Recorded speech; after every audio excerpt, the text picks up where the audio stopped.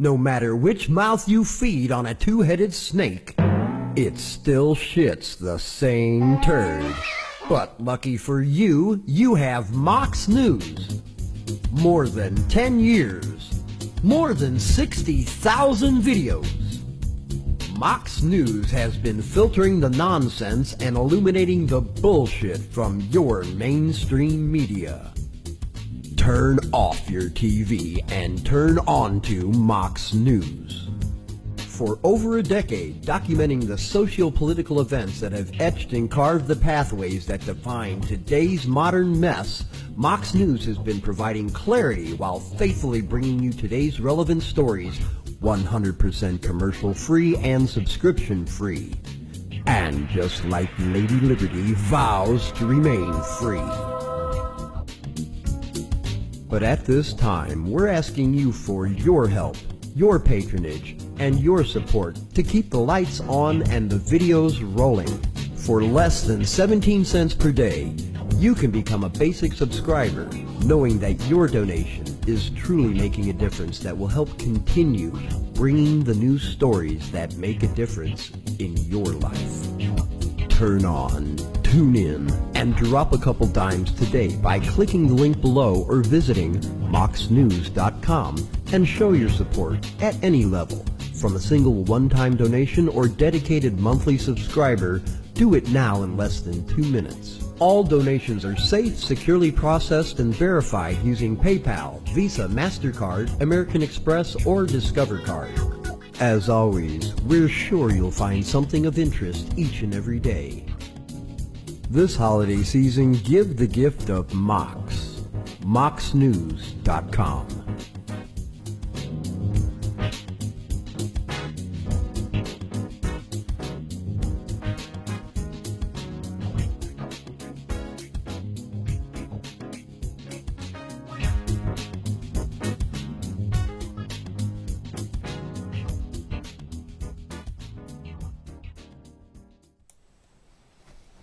Hello, my little ninjas.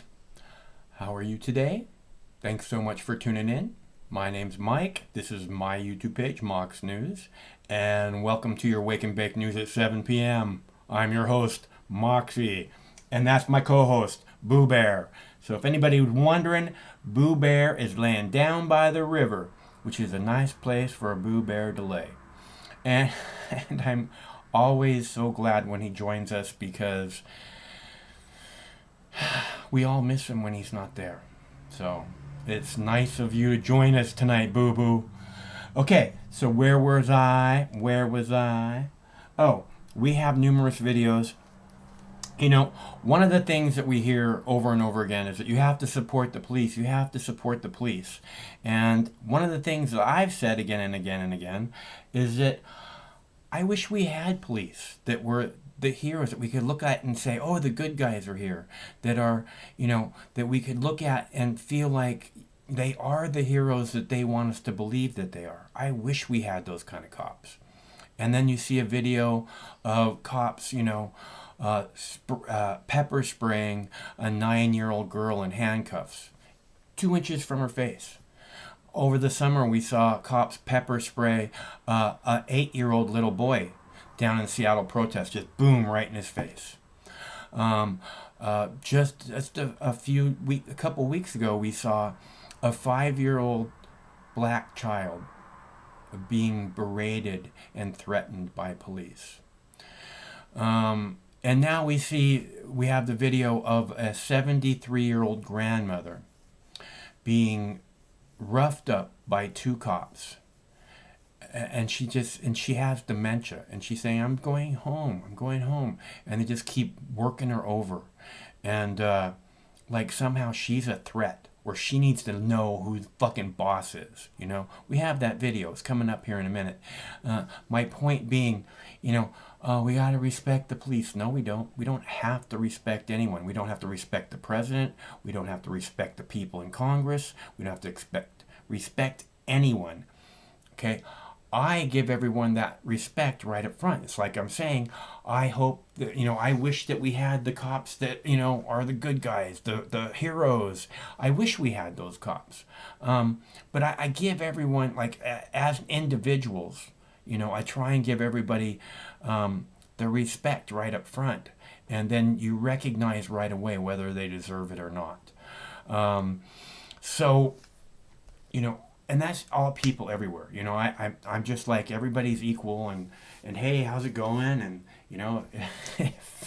if somehow, you don't want to be friendly, okay, that's your choice. That's fine. You don't have to be friendly. I'm just saying. That's not who I am.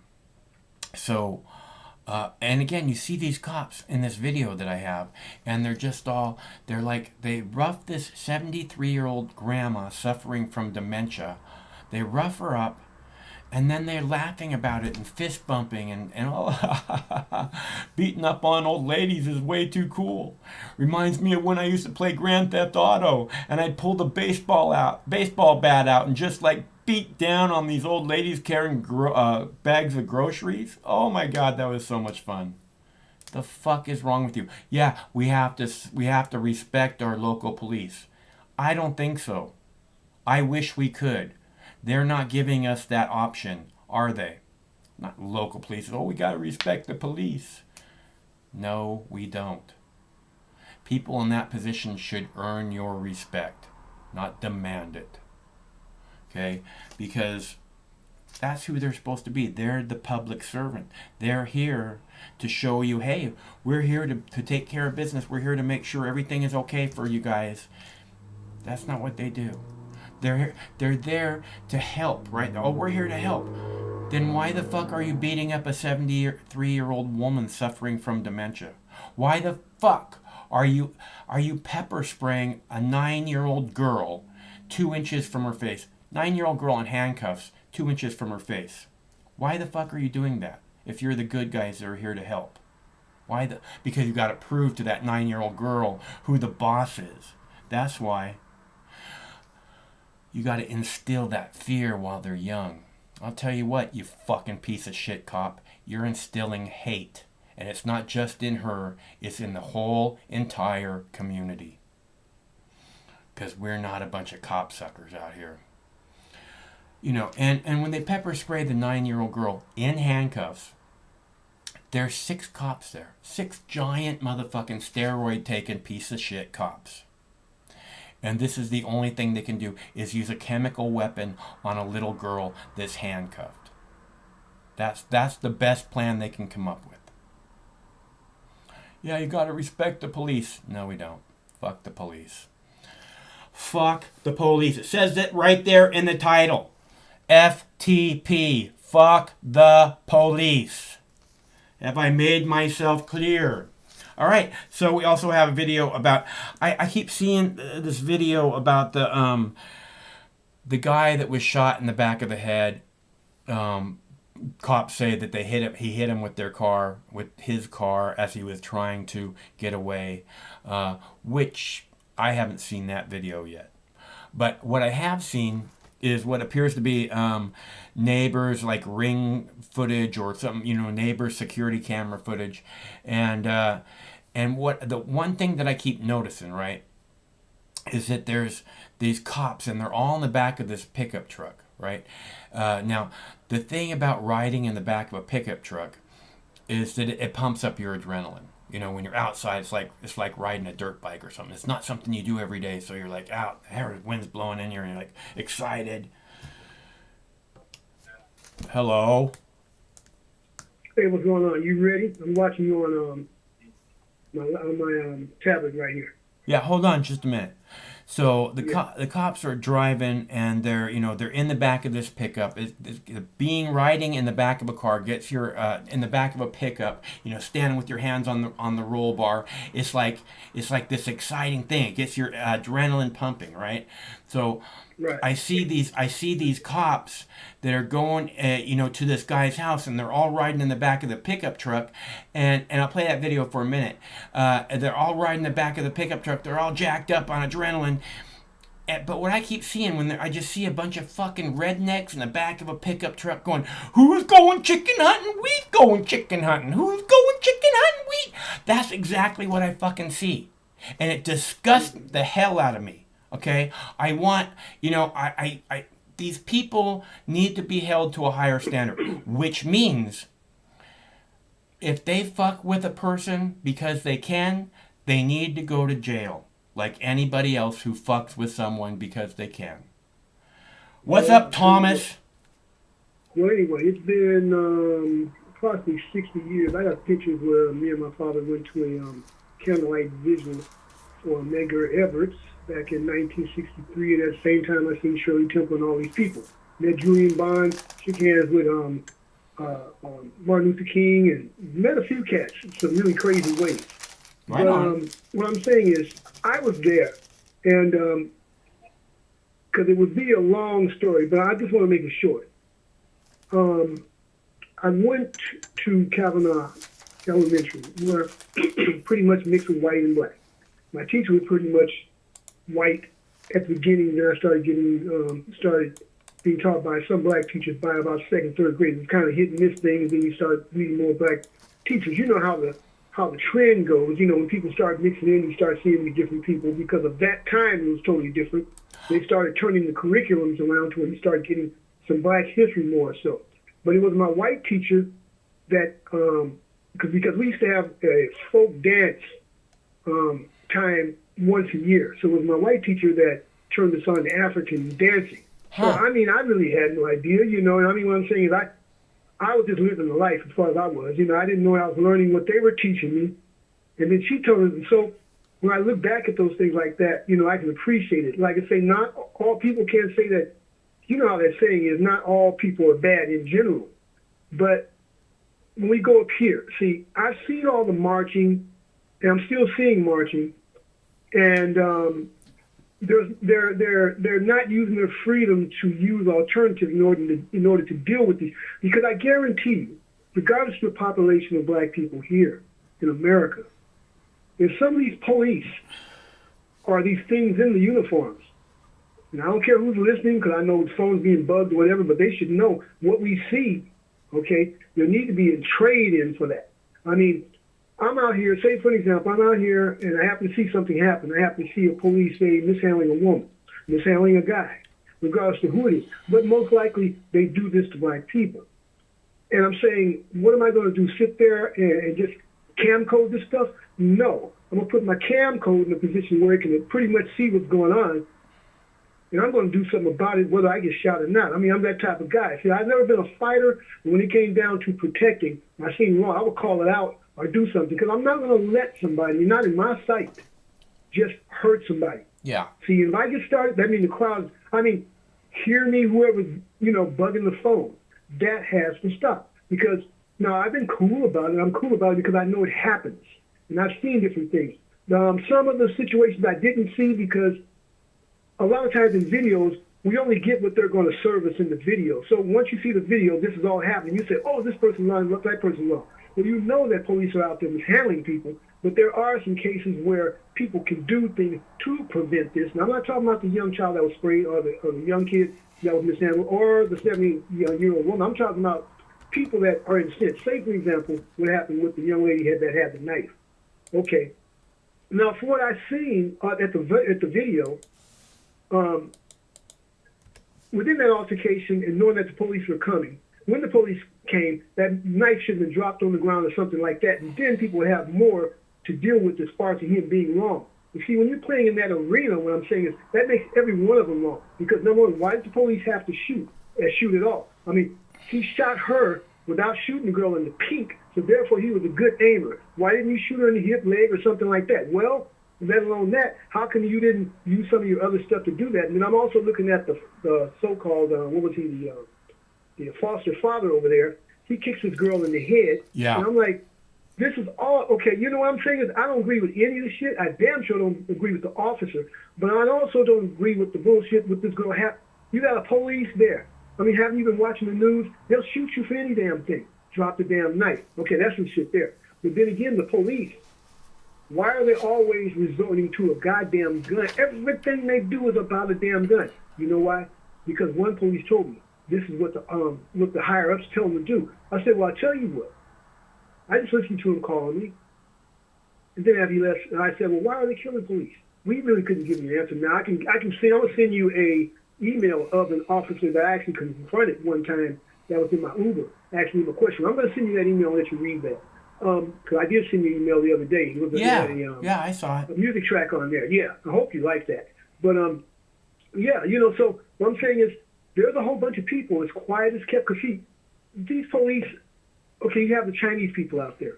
Okay, for the most part, that's a concoction. Nobody's really beating up on Chinese per se. But the thing about it is, it started more so through the Democratic Party. Some kind of thing happened to where that happened. Now, guess what they get?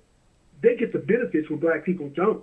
Okay, some laws been passed for them. They haven't passed laws for black people in 400 years. Why are we the doggone subject? And then people say, well, you can't feel like you're the victim. Well, on average, I don't walk around like I'm a victim. I speak to people, conversate with them, but I pause on giving them a reply to the "How are you doing?" You don't want to walk around like a victim. Number one, it will make other people abuse you. Bullies will be attracted to that. Number two, it won't make you any happier walking around going, poor Thomas. Oh, poor Thomas. It's not going to help at all. So here we go.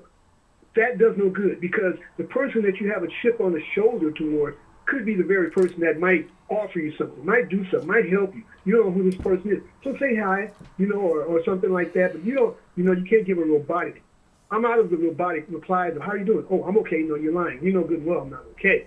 But I'll say something like, in the evil world, it's a great day. Something like that. But I'll let them know that the world's evil, because some people I've talked to, you mention things to them, they're like null and void. Oh, really? Oh, really? And that is so irking. But that's how it got me to a point where, like, when I get to greeting, how you doing? I'll say something like, well, as evil as the world is, I'm doing okay. Something like that. I try to. Thomas, let me say something. The world itself is not evil. It's the society. It's the Western society. It's this ever-expanding police state that I talk about. It's not the world. It's not the people. It's like I said, this ever-expanding police state. It's this thirst for money and power. It's not what I'm saying is, it's not the world. The world is really wonderful, and she supplies everything that we need. I just don't want to respect her. You know what I mean? It's not an evil world. I think humanity, for the most part, coming and going, is wonderful. The world, is a system that's been built here. So this world itself, the system. Well, no, the world is the world. Like you mentioned Thomas, many times that the world, Thomas, the world is the Earth. Okay, the world is Earth is the planet. Right, that's the world that we live on, Earth. No, the world is a system that we live in. That is a system. Look it up. That's our system. That's our society. Society. Yes. It's something totally different. Okay. Or humanity. Like you can say society. You can say society, because society, a lot of times, they're subject to the world. That's what they want to be. But there's various people in society, like yourself. And I thought about woke. Well, there's a lot of woke people, but what are they doing about it? You know what I'm saying? But like yourself, you're very aware. You're enlightened. And I'm saying, we're a different part of society. We're a different part of humanity. Mm-hmm. Just wanted to holler at you. I want to ask you another question. Yeah. As far as to this government, because I hear you talk pretty hard. Like, so you one of the one dudes that, like, I can say that he's telling the truth. You have various people that pretty much just came here or been here, or they're chosen to be highlighted upon over the people that's been here. Just say, African American. I prefer African American before black, because we're not black. We're dark brown or brown. But what do you feel about reparations, which, for the most part, is nothing but money that will contribute back to America, because we're one of the biggest consumers there are? What do you think about reparations for black people?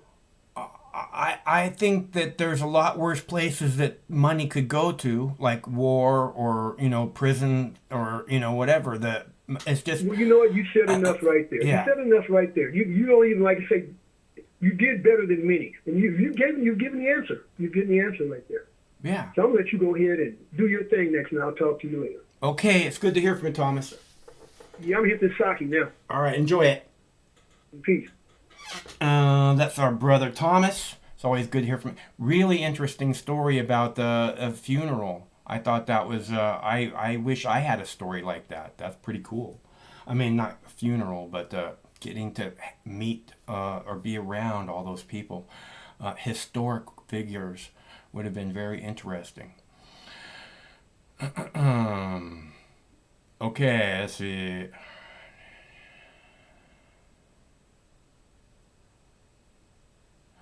Okay, I'm going to play this video of the guys, the cops riding in the back of the truck, right? Again, I was talking about riding in the back of a truck. I keep seeing this video. It's like surveillance cameras from somebody's home or something.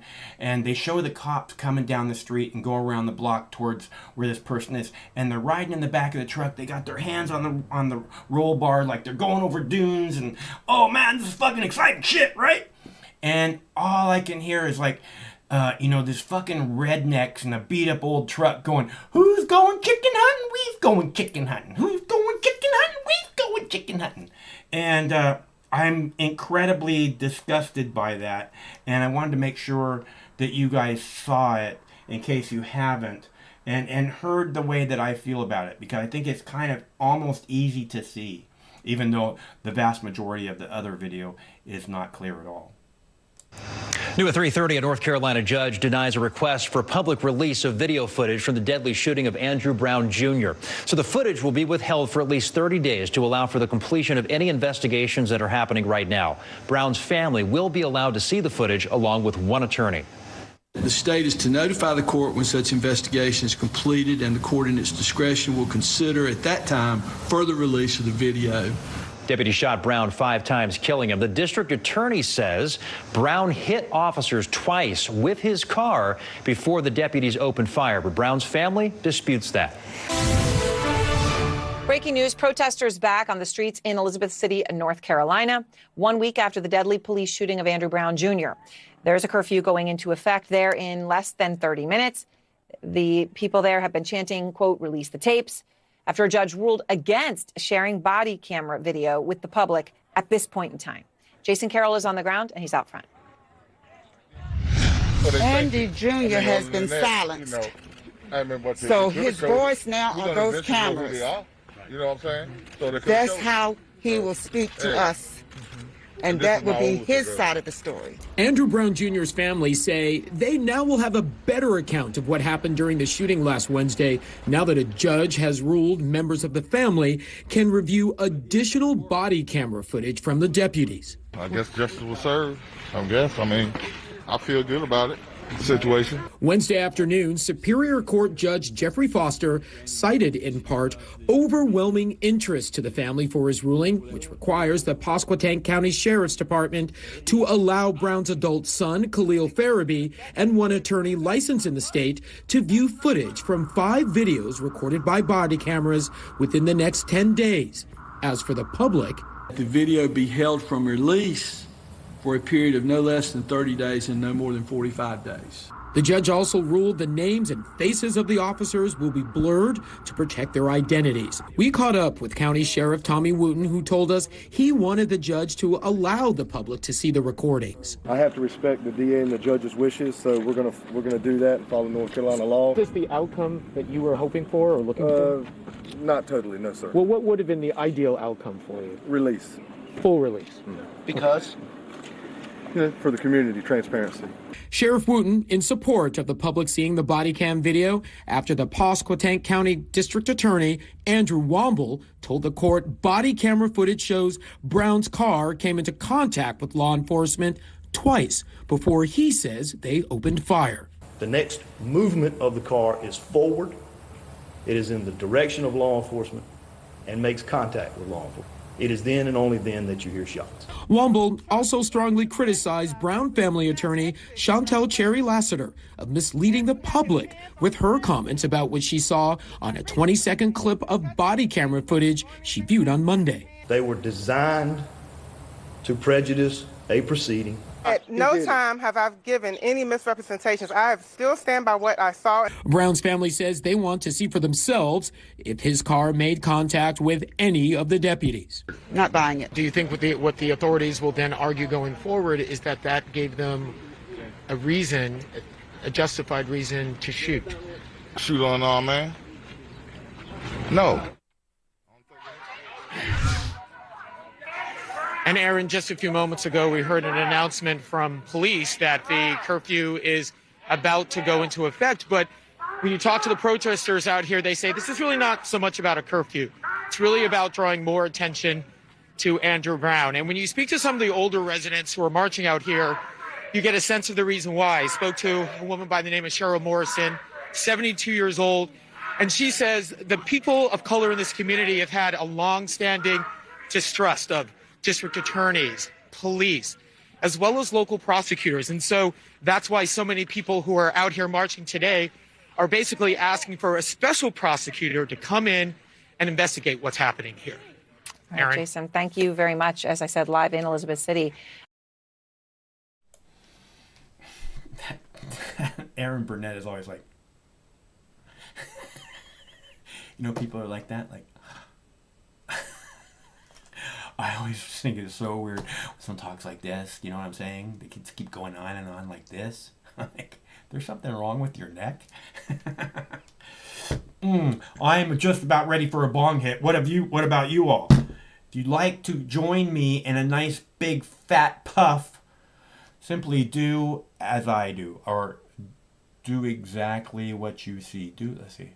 Follow me and do exactly as you see. That sounds like a good plan.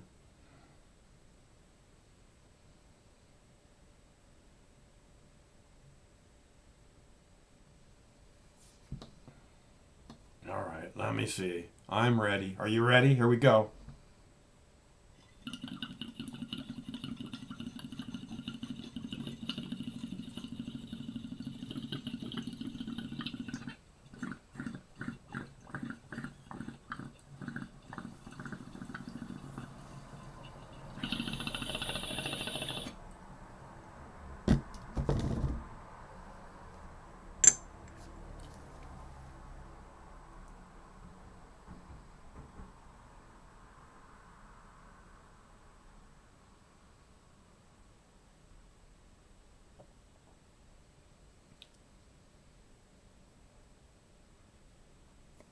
All right, so is there like an emoji, like a little smiley face, like blowing smoke out? You know, having a puff? I think someone needs to get on that. Nice. Oh, so I wanted to know if you guys feel like I do about that last clip with the police riding in the back of the truck and getting their adrenaline all pumped up. You know, I mean, I don't know what it is that they expect to happen, right? You get these guys who are all hopped up on adrenaline, basically adrenaline junkies, right? And they're looking for any excuse, as far as I can tell, to open fire, right? And this is something that I've said again and again, I've talked about a lot because I think it's really, really important, okay? These people are in a residential neighborhood. These police are in a residential neighborhood. They're shooting bullets. Bullets travel. You know, they shot this guy 10 times. How many bullets do you think they shot? 20? 30 in a residential neighborhood? Little kids, old ladies, cats and dogs. Who the fuck are these people? Because they're a danger. They're a danger to your children. I don't know how many times I can say this, but this should make it more obvious than anything.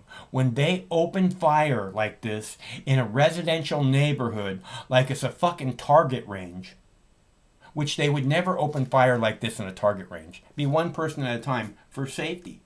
Okay? So they're all fucking boom, boom, boom, boom, boom, boom. Like nobody else is there except for them and this guy that they're trying to murder. Okay? Again, these people are a threat to all of us, including your children. How you cannot make a big, huge stink about this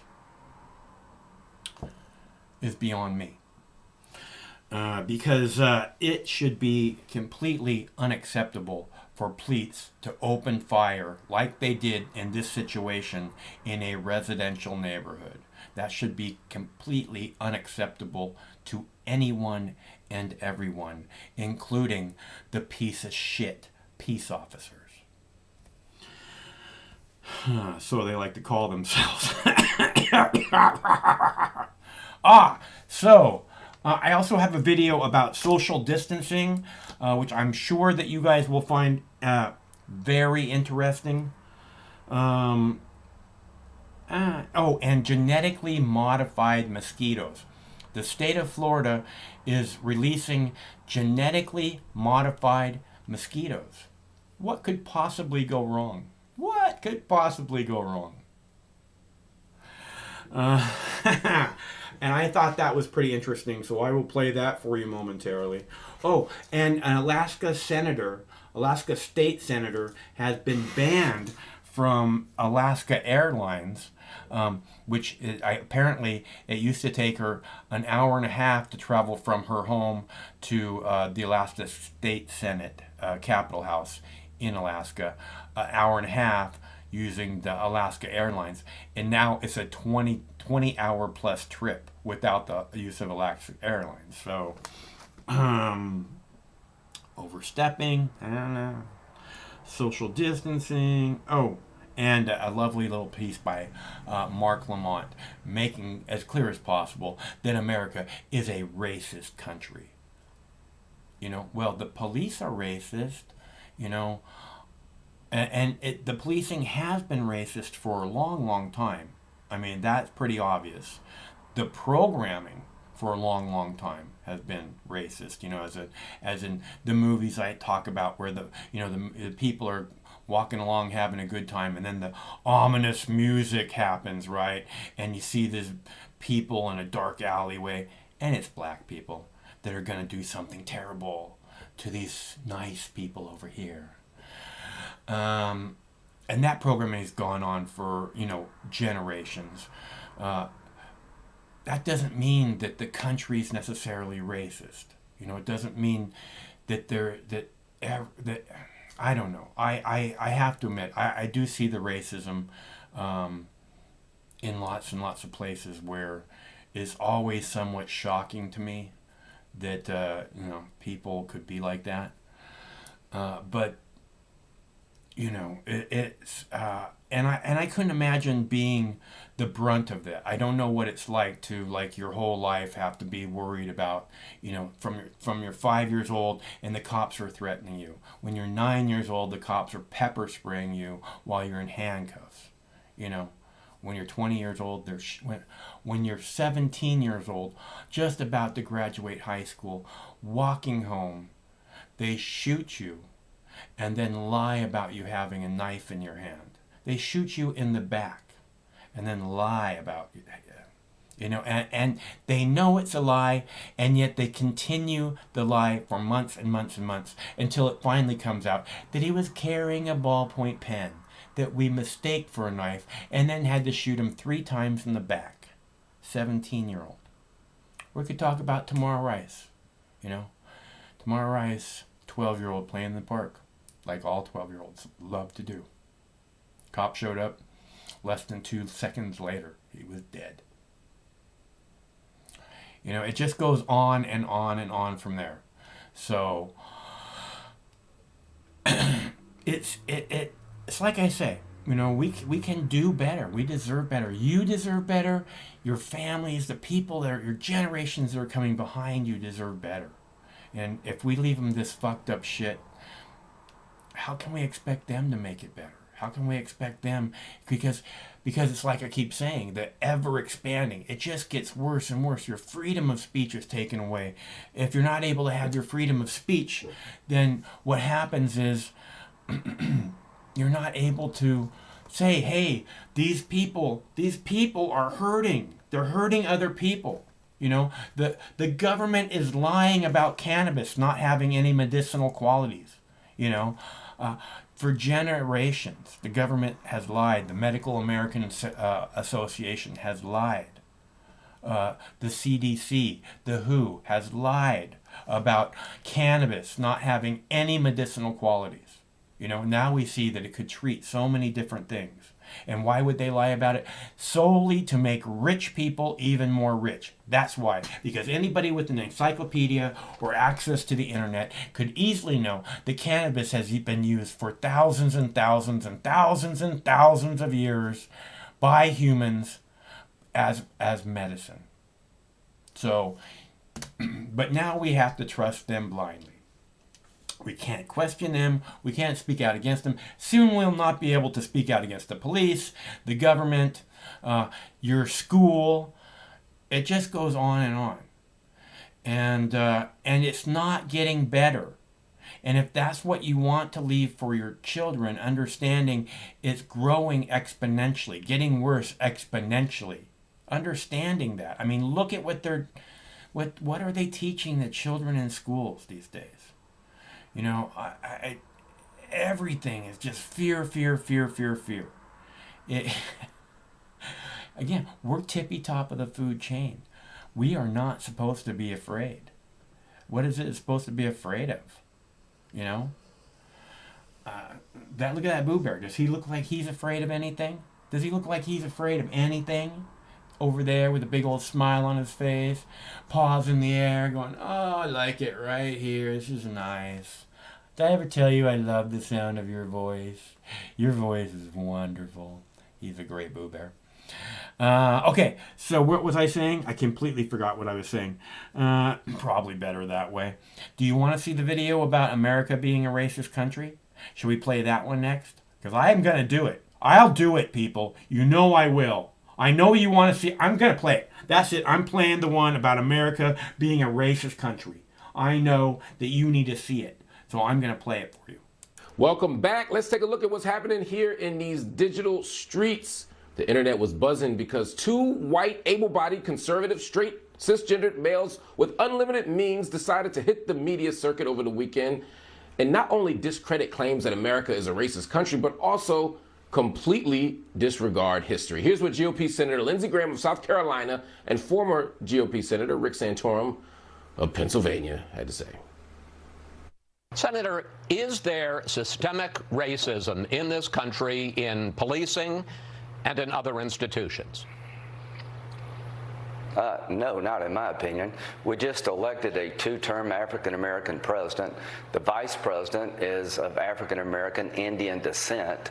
So our systems are not racist. We birthed a nation from nothing. I mean, there's nothing here. I mean, yes, we have Native Americans, but candidly, that there isn't much Native American culture in American culture.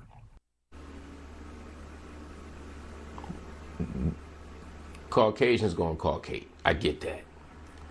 But this was a pretty high level of caucasity. Lindsey Graham says there's no racism in America because we elected a black president. First of all, that black president was told that he wasn't even American. Half of America doesn't believe that he's even from here. They attached to him a whole other racist narrative that he was from Kenya. Not that anything would be wrong with being from Kenya, except he ain't. They also constantly attacked him, his wife, etc. They screamed, "You lie," at his first joint session of Congress. We could go on and on and on. But beyond that, the fact that a single black man is the business manager of a white supremacist patriarchal empire doesn't change the fact that it is just that, a white supremacist patriarchal empire. Black people getting killed on the street, and they don't care whether Kamala's vice president. They don't care whether Obama was president. That ain't the point. We're dying. We're working harder for less money. We're getting longer sentences. We're getting executed at a higher rate. We're getting COVID at a higher rate. You can look at any measure of social prosperity, we at the bottom. Any measure of social misery, we at the top. So, Senator Graham, you are sorely mistaken. And, oh my God, Rick Santorum, you trying to tell me that there's no Native American culture? Well, first of all, there's tremendous Native American culture and tremendous Native American influence in the United States. You're wrong about that. But to the extent that you don't see it, it's because y'all killed them. You colonized. You use genocide. You erase people. Settler colonialism is the reason why you don't see more Native Americans and more Native American culture. So please don't act like y'all just came over here with a religious mission. Y'all came over here to pillage, to destroy, to erase, and that's what you're saying. Don't think you slick when you said we birthed the nation. We know D.W. Griffith's Birth of a Nation. We know the KKK propaganda film. We know what you're trying to do, and it's interesting that you are a CNN contributor, because sometimes when people work for CNN and say stuff offline, they get, you know what, we ain't gonna do that. We'll be back with more Black News tonight, right after the break. All right, family, we have reached the end of the show, so I'm gonna let y'all go. But before I do, I just wanna remind y'all, don't stop living. Don't stop fighting. Today we heard from Mike Africa, who talked about how the city dropped a bomb on his whole family, tried to kill him, and then hid their baby's bones. A world that don't love us. Holly Robinson Peete talked about what it meant to be a black child facing the police, and then a black child with autism facing the police. We ain't safe outside. But like Langston Hughes said, between them, they done tried to make us stop laughing, stop loving, stop living. Well, I don't care. I'm still here. Your existence is resistance. Keep fighting, keep pushing, keep loving. Anybody know what Mark got kicked off of CNN for? He's talking about posting something in his private time. I wonder what he got kicked off for. I gotta look it up. He sounds like he's just full of so much love and peace, doesn't he? So I thought that you guys might enjoy that. And let's see. Okay. So I have other videos. Definitely want to play them for you. I'd love to have a discussion about Mark Lamont being so full of love and peace.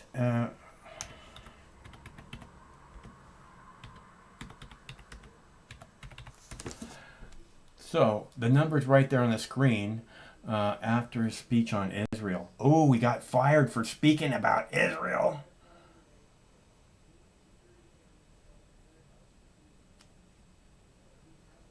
What did he say? This looks interesting. Okay, Mark Lamont Hill fired from CNN after his speech on Israel draws outrage. What did he say? What did he say? No.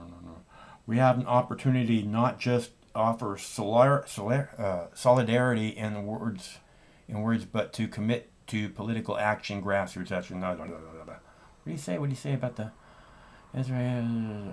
I don't see it. But apparently, he got fired for talking about Israel. Which, I guess maybe he is full of love and peace, after all. Okay, so what was I saying? Love and peace for everyone, right, Boo Bear? Boo Bear loves peace and loves love. And he loves rock walking. You're a rock walking dog, aren't you, buddy? Rock walking Boo Bear. Look at that smile. You look pretty happy, Boo. You been smoking weed again? Huh? I haven't been smoking weed today, as far as you know. Okay, social media. Oh, social distancing update. By the way, I just put some links in there to our other video pages. We have the Mox Farms. I'm getting ready to start some seeds today, which is why I have my farm hat on. And there's the Mox Farms page. And then I'm also, we have a new page.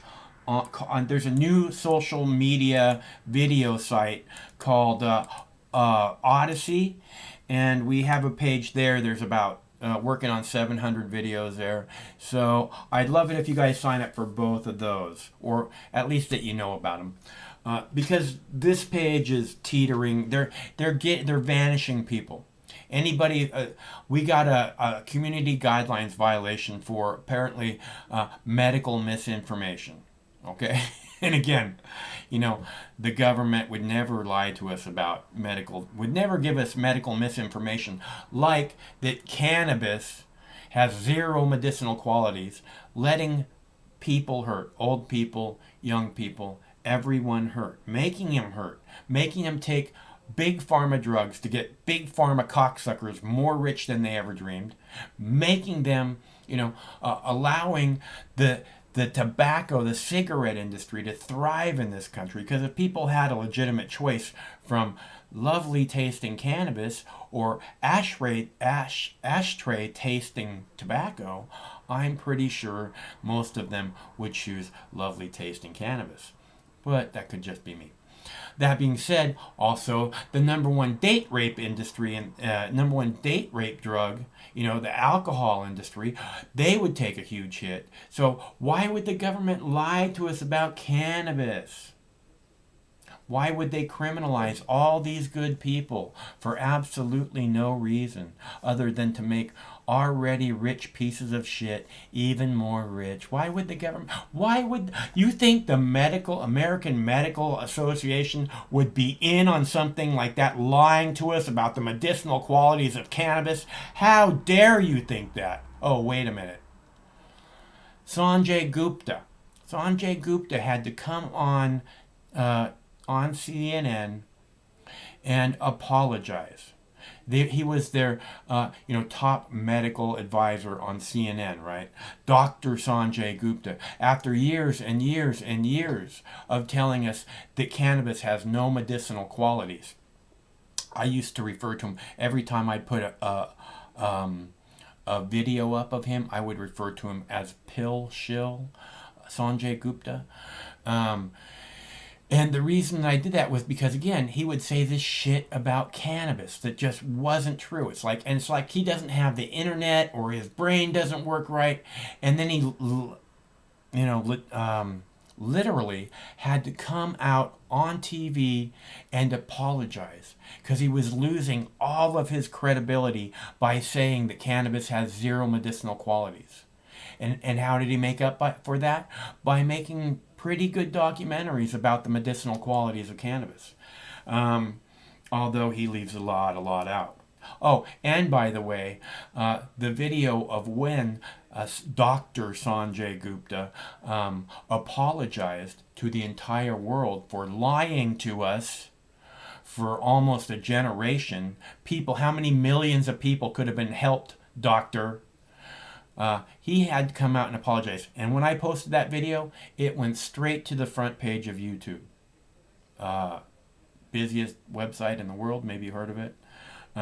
And the title of that video that was on the front page of YouTube for almost 24 hours was Pill Shill Sanjay Gupta apologizes for lying about medicinal qualities of cannabis. Pill Shill. That was on the front page of YouTube. And so many other videos that I posted. So, and that's been one of my big favorite parts of YouTube. It's not like I come out, at that time, I wasn't coming out here and doing FaceTime. I love being able to converse with you all, but it was never about me, It's the same way when I started making television in Seattle, I started making TV, and the plan was, it takes a lot of planning to get a TV show going and everything. You have to take classes. But the plan was to, for me to be like the director, the producer, and then what happened was I couldn't get the talent to get it right. I couldn't like corral it properly. So I just like, fuck it, I'm gonna do this, and it became this big thing. So, the big part of that show, when we did that show on TV in Seattle, it was a call-in show also, and it started in 1996. It was a call-in show, and it was a 30-minute show, 28 minutes, and we get like 20 phone calls, right? It was always interesting, at the very least. So, and it was fun, entertaining, and I try to do that still here. Jackie Cat was talking about how funny I was was that Monday night, Jackie Cat? When I was talking to Manny. It's not so much that I was funny as I was losing it. So, let's see. And as I was saying, I'm getting ready to germinate some seeds. I'm preparing things. I like to get the soil into pots before you start germinating the seeds, because the soil into pots is a lot of work. I'm going to start 20, 23 seeds, 20 probably. I can grow 15 plants. I'll probably start 20 seeds, and then see if we need to start a few more. So, because I need to get like 20 plants going, because I got to pass out a few of them to the neighbors, because they're nice people. One of them just had a baby. I was like, hey, I'm starting some plants. Would you like me to bring you one? Like, sure. I was like, it's not gonna make your wife mad, right? And they're both very, very nice. I've been almost since the week they moved in. I've been like, hey, my name's Mike. So, but they just had a baby, and I want to take a plant. I said, you want a plant? It's like, yeah, that'd be great. I'm like, not gonna upset your wife. He said, only because she won't be able to enjoy it for right now. What's up, G? Hey, Mike, how are you tonight? I am fine. How are you? I am doing great. I had a pretty good day. Right on. There were a couple incidents. I went to the grocery store and I bought some alcohol and had to present ID.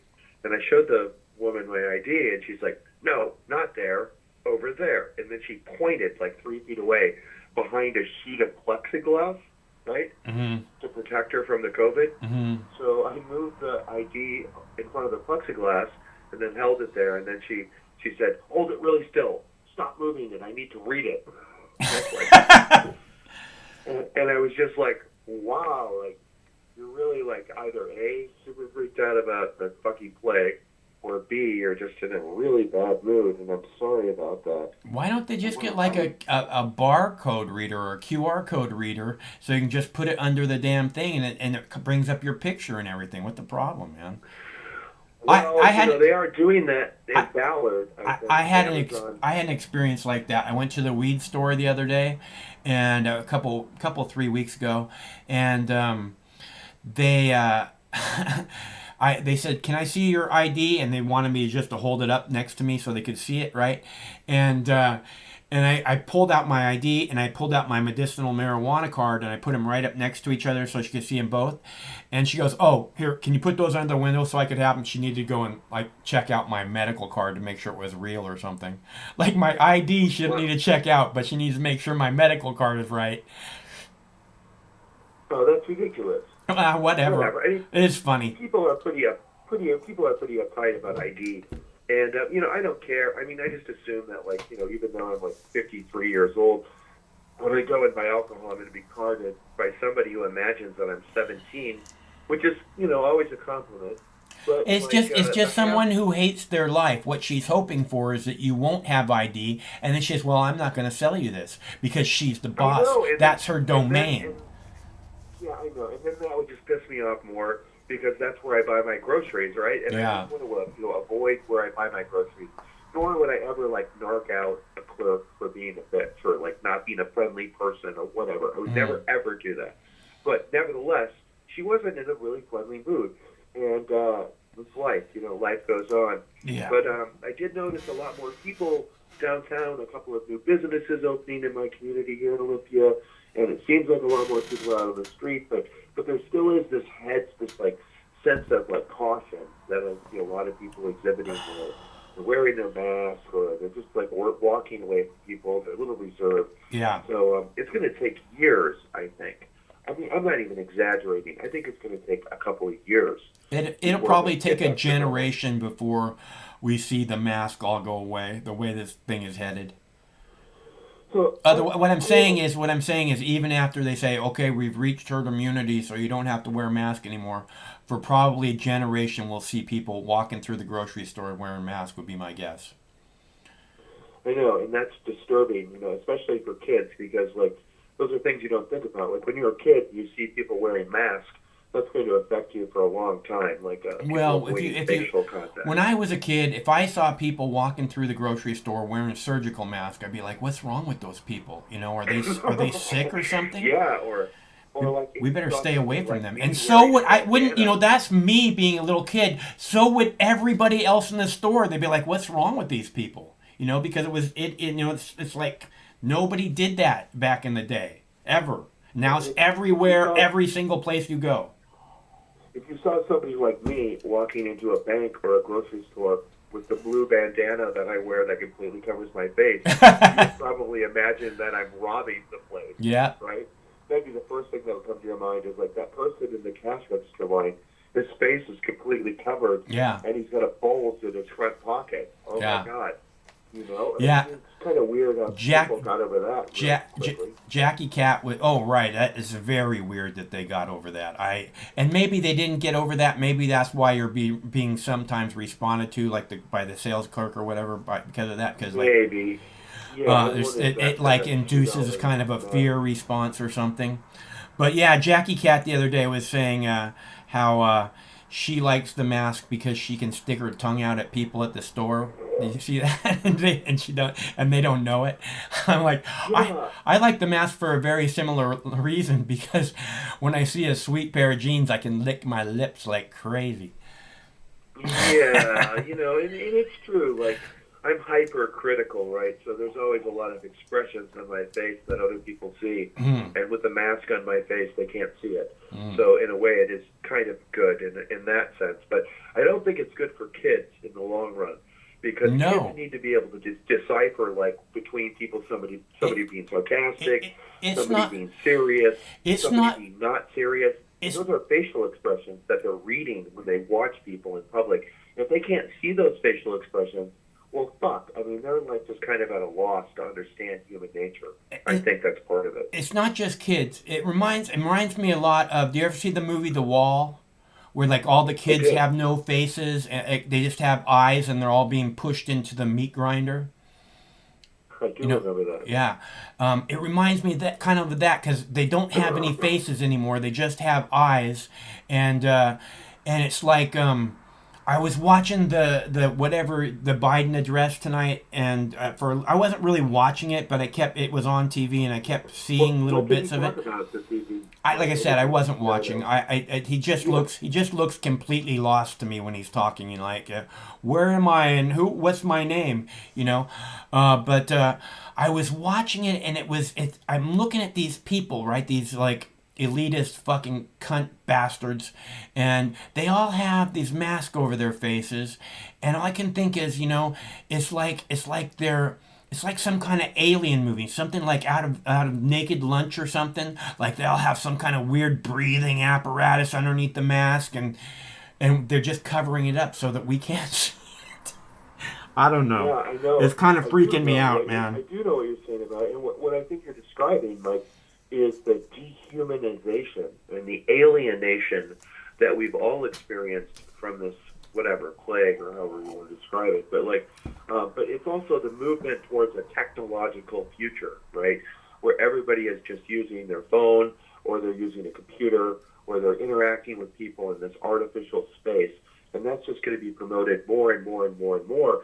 And it is kind of dehumanizing. And what I mean by that is, you don't see a person, you don't know what the person's feelings are, you're just kind of like responding to stimulus, and you're afraid, like you said, coming at everything from a defensive position. And I just see the future going that way, and I'm kind of glad I'm getting older, to be honest with you, because I don't think I want to live through another 75 years of this, you know, what I'm experiencing right now. There doesn't seem to be a whole lot to cling to here, which is kind of, you know, like I keep saying, I really like to leave something better to the people that are coming behind us. I think that's incredibly important, and I somewhat fear, and I have no one coming after me, so you know, it's not about me. Likewise. Yeah, number one, they deserve better, just like I keep saying about all of us. We deserve better. We can do better, you know, and we should be doing better for them. It should be like a top priority to do better than them, for them, and it doesn't seem to be on the radar at all. You know, it's like any kind of aid, any kind of trying to do the right thing is just like this patchwork. Oh, there's racism here. Let's put a little patch on that racism. Oh, this is fucked up. Oh, put this little patch that's never gonna hold the fucking dam. You know, this river. You know, it's like we need a fucking dam to fucking stop all this evil bullshit and prioritize what's really important. Go ahead. I did like listen to that one segment from maybe it was a CNN correspondent talking about Lindsey Graham and racism that you played before I started talking with Craig, and you know my own feelings about it is of course it's a fucking racist country, all right? I mean everyone knows it's a racist country, but I mean is that like I mean what there are other things that are going on here, right? Like I always talk about class. And about poverty as being like the primary issue. And if they would, like you said, give UBI to all people, or if they would like have some kind of basic job training program that everybody could easily become part of, you know, or something along those lines to lift people up with some kind of a safety net and some kind of insurance, I think a lot of these issues that people have with racism would disappear really quickly.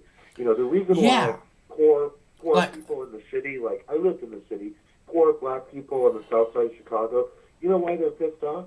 Because they're fucking poor. You know, like, why is there crime in their neighborhoods? Because they're fucking poor. Why are they poor?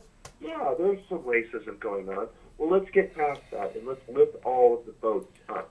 Yeah. And then we don't have to talk about, like, black and white anymore. Yeah. And amongst younger people, I don't even see this as being a bigger issue amongst younger people. I mean, you know, I'm in my 50s, but like my housemates are in their 20s, and I don't see any kind of like animosity towards black people. It's not like overt racism; it's institutionalized racism. Yeah, exactly. And we can acknowledge that. Like Lindsey Graham was wrong. We should acknowledge that, but should that be like the focal point of every discussion?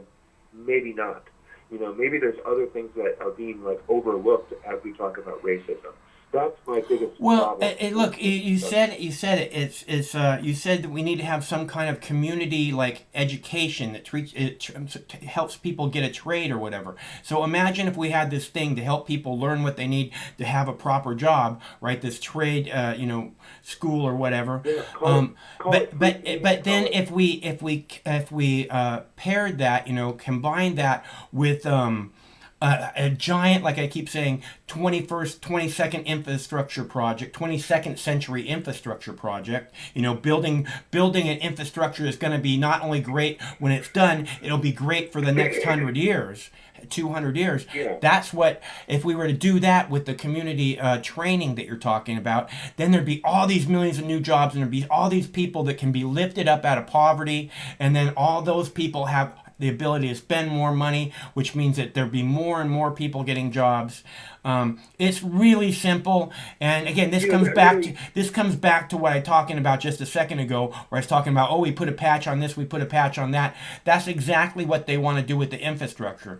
They go, we have, we're going to patch up this bridge, and we're going to patch up that bridge. The fucking bridges are 100 years old. They were probably designed to last 50 tops. We're going to patch this, and there's only so much patching you can do, and that's where the government is, and we need better people. We can do better. It's just fucking idiotic. And Chris, thanks for telling me about that grandma. Thanks for telling us about that grandma suffering from dementia. I got a news story about it. So what a horrible story. That is, where like those police officers didn't even think about any of the factors involved. This lady is old. She's got dementia.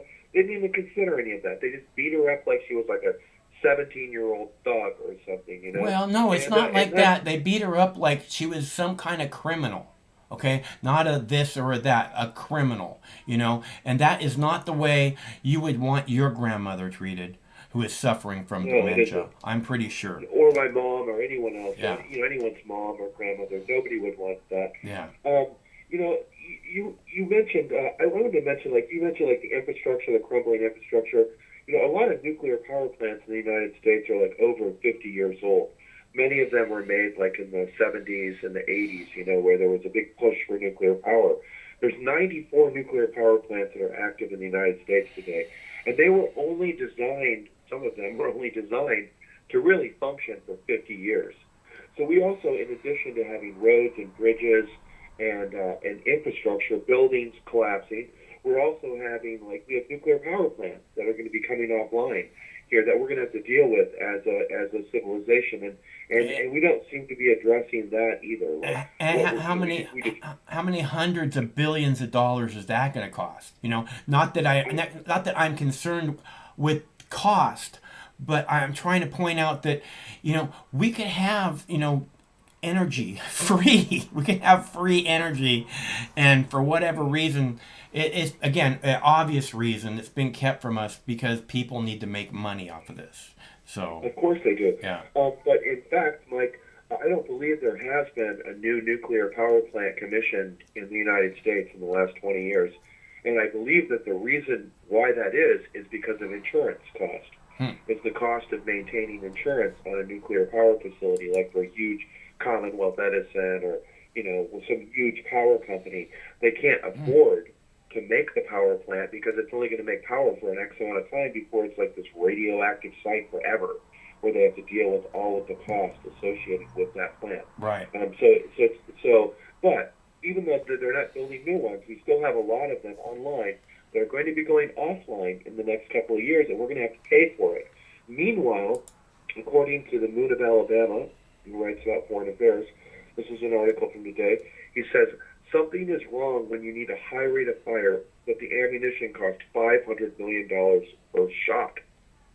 And this article is about a special program that cost $18 billion that's been developed by the Pentagon.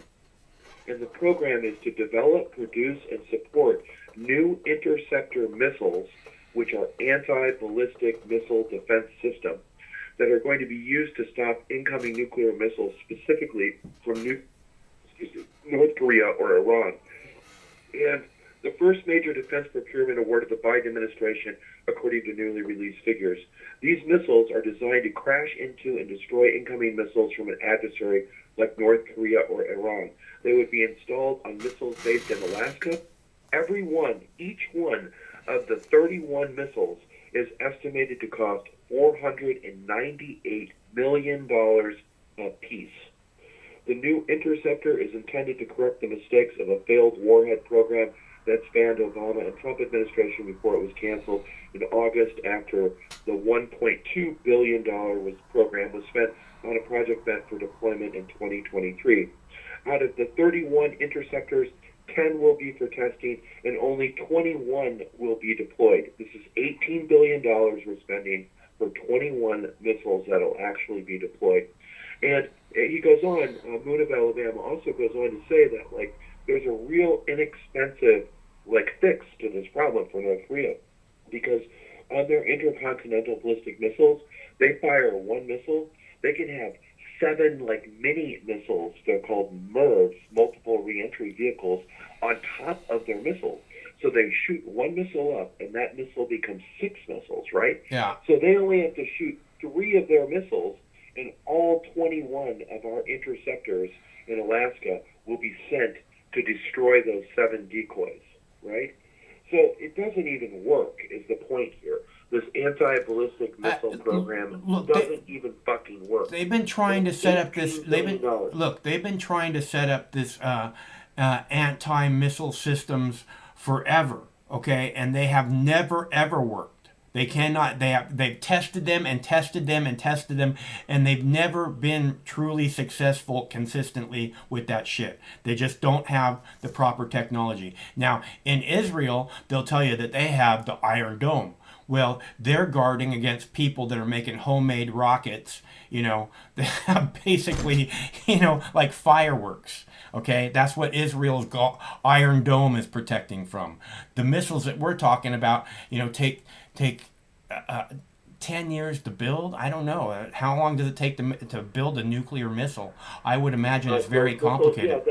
North Korea's program has been an ongoing program for over 10 years. Yeah. I mean, they're building like missiles that can go 2,000 miles, 5,000 miles. Yeah. You know, from long distances. Like they have submarines, but they also they want to build a missile they can launch from North Korea that can go like all the way to Chicago, like halfway across the continent or something like that. I'll get you some crunchies. But they have those missiles. Okay. so they can hit any city on the West Coast.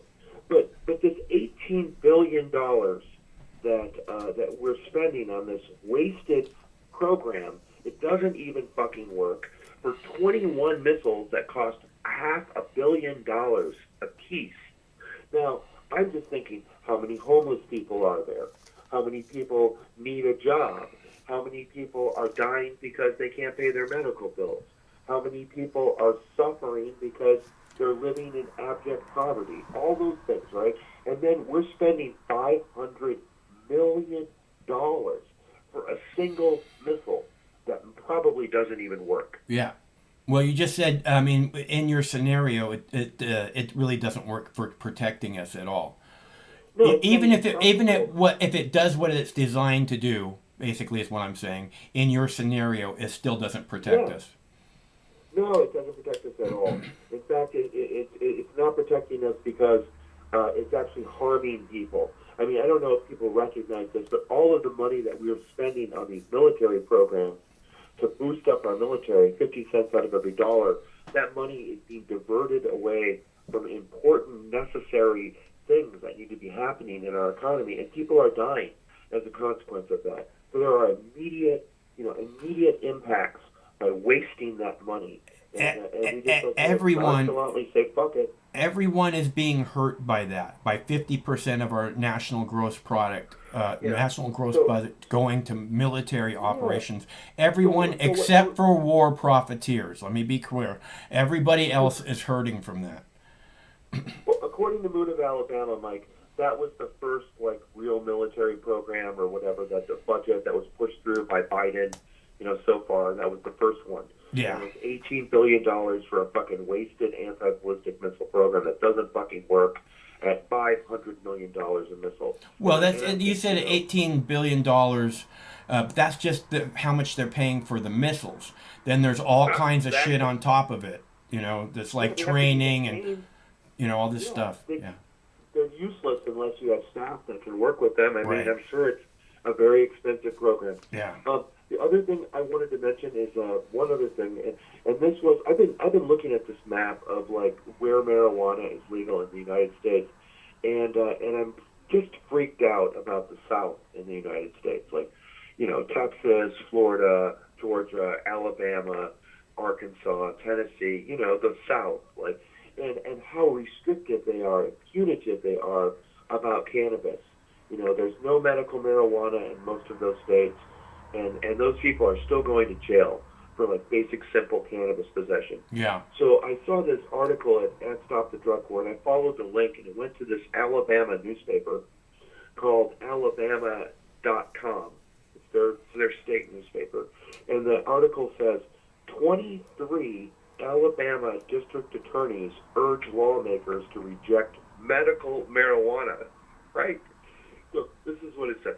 23 of Alabama's 42, over half of the district attorneys in the state sent a letter to lawmakers opposing the medical marijuana bill that the House is expected to vote on soon.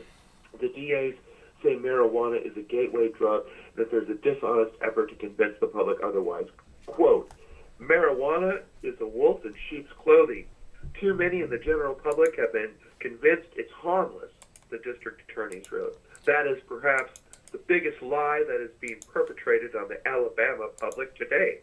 Please don't further that lie by voting for any form of legalization beyond the pharmaceutical remedies already available under state law. That's what the DAs are saying, right? The Alabama Senate approved the medical marijuana legislation sponsored by Tim Melson, a Republican from Alabama, who is an anesthesiologist and medical researcher. He said he opposes recreational use, and his bill would prohibit any product that could be smoked or vaped or use of the raw plant material.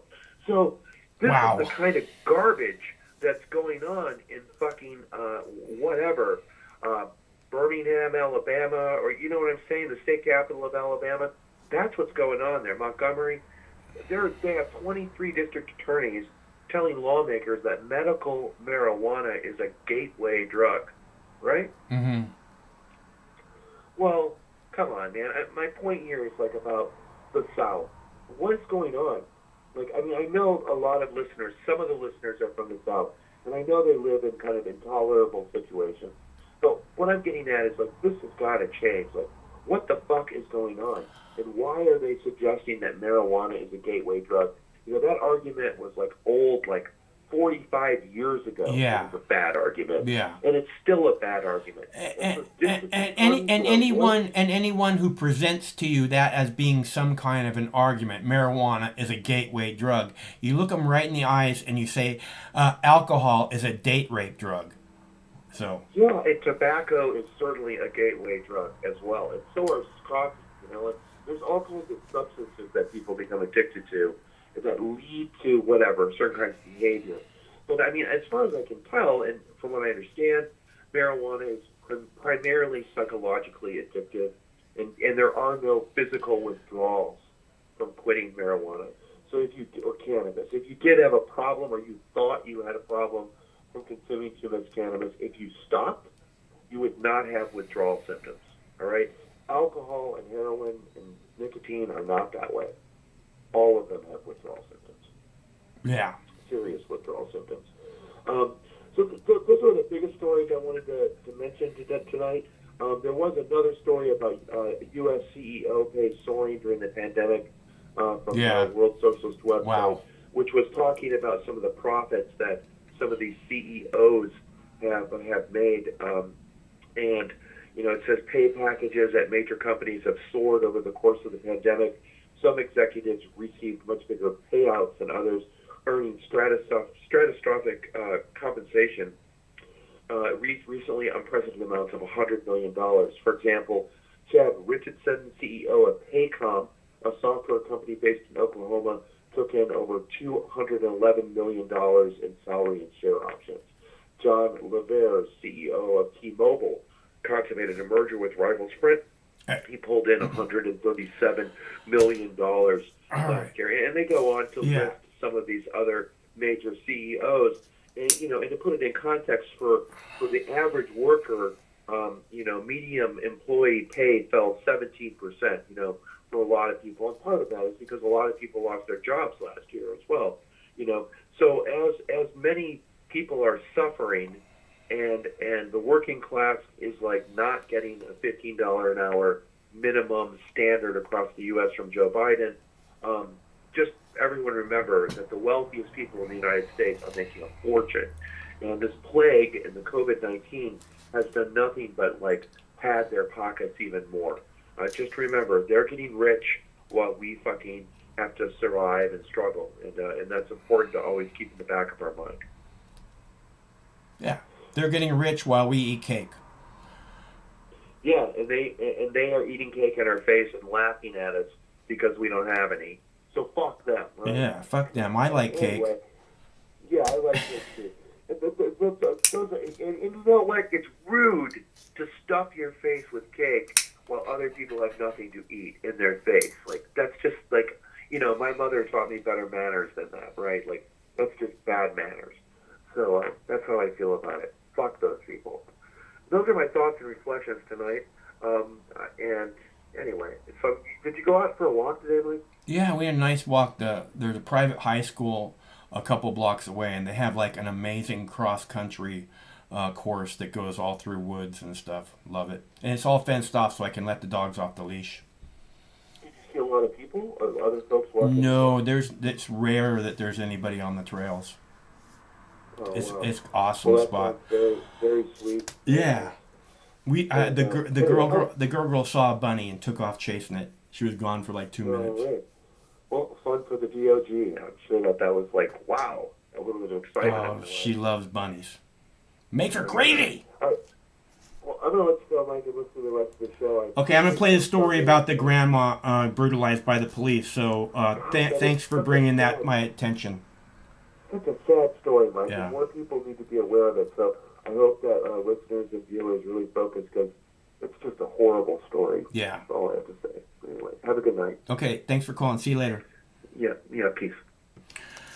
That's our buddy Chris from Olympia. And if you guys haven't seen this story about the grandmother that was brutalized by piece of shit cops, and then they laugh about it and they joke about it and they're all fist bumping about how much fun it is beating up old ladies. Reminds me of when I was playing Grand Theft Auto and I pulled the baseball bat out and I just start smacking the grandmother in the face while she's carrying groceries on the way home. That's how these cops look to me. So I'm going to play that video for you, and I got to go get my girl some crunchies, and I'll be back. I'm going to heat up my tea. I think it's like a 2-minute video, so I'll be right back. But I really want you guys to see this one. So, and then the next video coming up is a video about Florida releasing genetically modified mosquitoes, right? What could possibly go wrong? This is really hard to believe, and it's quite disturbing. New video showing Colorado police officers laughing, even fist bumping each other while they watched the body camera video of a violent arrest. It was a 73-year-old woman who had dementia. How do you think that went? What? That went great. You do? Did you know?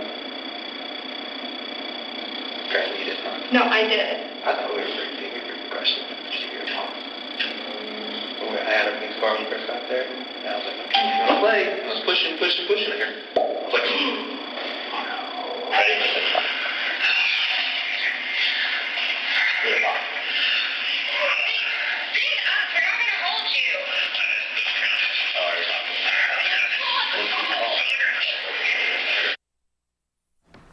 All right, now I'm going to show you the video of Karen Gardner's arrest.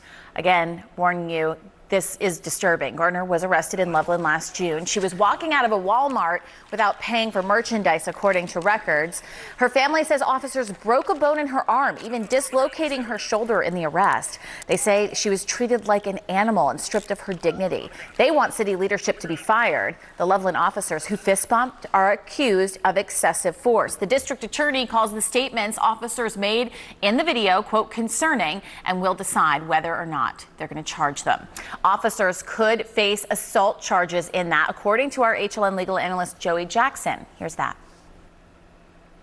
You look at a woman who's 73 years old, who's 5 feet tall, who's 80 pounds, and you ask yourself, does this force need to be used? And I think those are the questions that prosecutors will ask. And so you see an assault, right? I mean, police certainly very difficult jobs. They're out there doing what they need to do for communities. But when you do it in excess, it just becomes problematic, so problematic that to the core of your question, it can lead to charges like assault, right? You don't have the really, right to manhandle and mishandle someone unless you perceive a threat, unless that threat, Lynn, is imminent, and unless the force you use is proportionate to whatever threat posed. And I just don't see a perceived threat. I don't see force used that's proportionate to any threat. And I see a 73-year-old woman with dementia who is disturbingly really tossed around.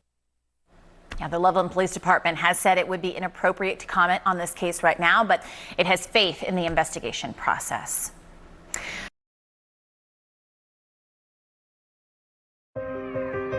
Sometimes life can be a little overwhelming. Sometimes the weight of the world can be too much to bear. Sometimes you need to stop worrying and take a deep breath.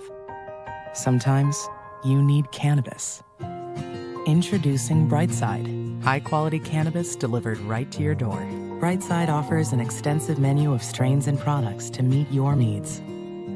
Choose the experience you want, and we'll send you the dankest herb, the real sticky icky, some top-shelf marijuana. If you like what we send you, keep the whole jar.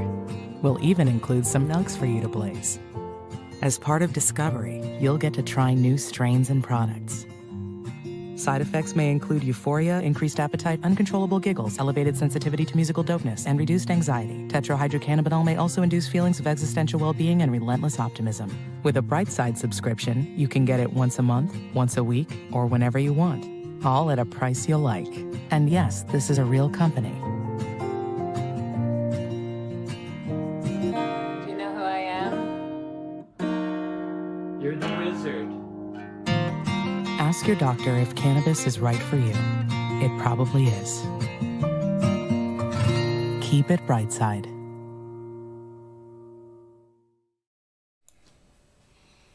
the wizard. I love that little piece of video. Oh my God, I'm going to play that video every night forever, I hope. Until they make me stop. And I don't think they can do that this time because we've just grown so strong, people. Man, they're taking down some big boys from what I hear. So, and that's partially why I'm asking people to make sure, and you have the other video server pages that we're doing. You know, the Odyssey is something new. I'm not really familiar with it that much, but we got almost 700 videos over there, and Woolco highly recommended it. So, if you guys like the Woolco and like the Mox News, you might want to check it out. And we have the Mox, let's see, what is that? Oh, there's our Mox News Twitter page. If you guys aren't familiar with that yet, we'd love to have you there. And if YouTube is not sending out the notifications of a show, Craig does it on the Twitter page all the time. So we will keep you updated there, because I hear a lot that YouTube is not notifying people. So, but I can't expect a whole lot from YouTube. They've been this, you know, you remember back when YouTube, you could like change the color of your background and kind of make it like your own unique scheme. Like all your videos could have this color you'd have this color background, and then your videos could have this color border, and you could put like put the categories, like if you wanted the new videos up at the top, or you wanted the top videos up at the top, or you could pick which ones you want. You know, I want this video, and this video right at the top, above your banner, above everything. And then they have this thing where they go, oh, this is the number 5 YouTube page, number 5 news YouTube page, number 5, you know, cooking YouTube page, the number 3, you know, they do that, but they do it like top 100. And it was such a good page then. And then Google took it over and said, no, you all have to have a page that looks like everyone else's page. We all think the same way here. Individuality is not acceptable. You must assimilate. And you weren't really given a choice whether you want to assimilate it or not. So, again, fuck YouTube. I can't say it enough. It's like they're the police now. Fuck the police. Fuck YouTube. And it's not me. You know, I keep saying, you know, talk to your neighbors. Don't be afraid of your neighbors. That, you know, fuck the police. That's not who I am. I keep saying, I wish we had police we could look at like they're heroes. I'm a really nice guy. You know, and that's because that's who I want to be. You know, I don't want to be some fake nothing. You know, I want to be nice. I want to be friendly. Because that's the world I want to live in. That's the neighborhood I want to live in, you know. And the more you generate that, I think the more better chance you have to live in that kind of world. So, although I know you can't do that everywhere, every time. And no one's expecting you to. So, I have a video here about genetically modified mosquitoes being released in Florida. Unless you want to talk about the grandmother being brutalized. Again, what we hear over and over again is how we have to respect the police. And I don't know how it's possible to respect the police when we see video like this after video like this after video like this. You know, when we see them brutalizing children, we see them brutalizing old ladies. You know, we see them brutalizing mentally ill people needing help desperately. They come out and they kill them. We see it all the time. And like I keep saying, we deserve better. We can do better. Your children deserve better. Hello, caller. Hey, Max. What's up? So what do you think about the State of the Union? I think it was the most boring State of the Union ever. It wasn't a State of the Union, was it? I don't believe it's a state. It was. No, it's not a State of the Union.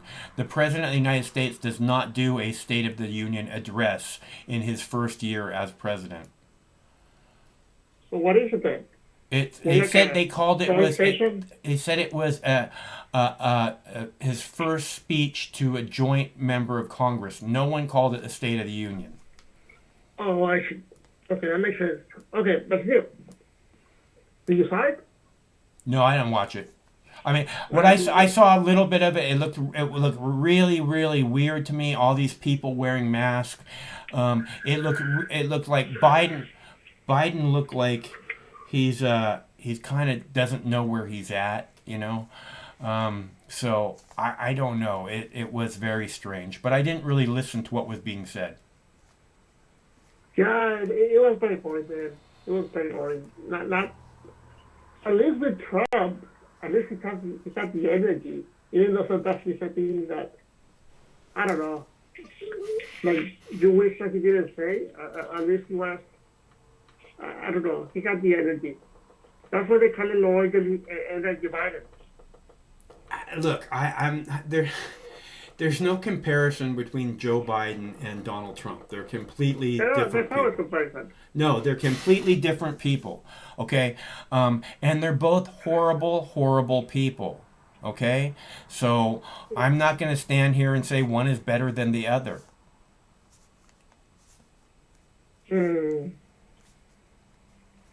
Okay, I don't like either one of them. I don't like anyone in Congress. I look at, there isn't any. We're desperate for leadership that actually cares about the people, and we don't get that anywhere. Yeah, we had it before. It was Trump. No. Look, I watched Donald Trump order his guards, whatever, to go and shoot protesters with rubber bullets and tear gas them, completely peaceful protesters, because he wanted to cross the street to a church that he could hold up a Bible and make everybody think, oh, look, he's a good Christian. And you know what? There was reporters there, and the reporter said, Mr. President, is that your Bible? And he looked at it and he said, it's a Bible. I mean, this is who Donald Trump is. He wanted to go and do this photo op, and because he wanted to go across the street and do a photo op, he sent his fucking jackbooted thugs in to fucking shoot people and tear gas them. Okay? That's who Donald Trump is, for a fucking photo op. And if you can't fucking understand that, Manny, then, you know, I don't know what to say to you. I'm not going to argue with that with you, though, because he was, I don't know, like, it was kind of shitty what he did. It was not even worth the optics, though. Look, it doesn't matter where the optics or not. These are peaceful protesters. He ordered the cops to go and fucking to brutalize them. Okay, go fucking making sure they know who's boss. That's what he said. And it's like this is protesting is as a fine American tradition. It's beyond fine. It's like this long-standing. It's what the Constitution is about. Us being able to stand up to an out-of-control, you know, comply or die police state government. Say what we want. Okay? And you can't just go in there and shoot these people for a fucking photo op. That is, and say, oh, I don't know, it wasn't worth the optics anyways. No, that shows what kind of piece of shit Donald Trump is. And, by the way, exactly how much he cares about the people. I see. Anyways, all right, Mox, just want to say hi. Say hi to the Mox. You should call yourself Moxie. Uh-huh. Should I call you Moxie or just Mox? Moxie. I'm Moxie. Yeah. The news page is Mox. I'm Moxie. Oh, you're Moxie. So that's your actual name, Moxie. No, my name's Mike.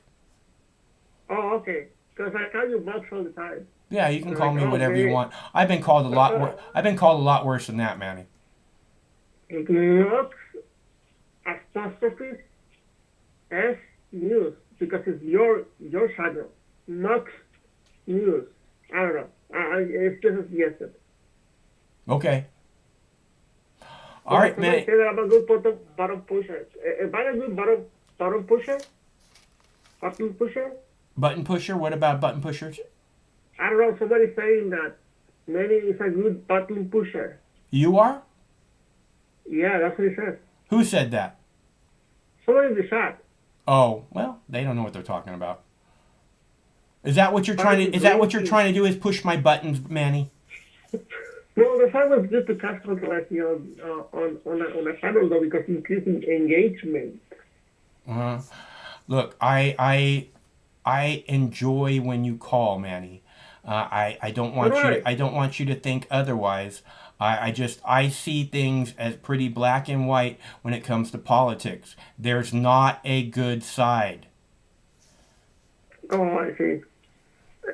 So just to answer one of your short people, I am not, the only thing that I'm drinking right now is water. Good. So I'm not drinking any alcohol at the moment.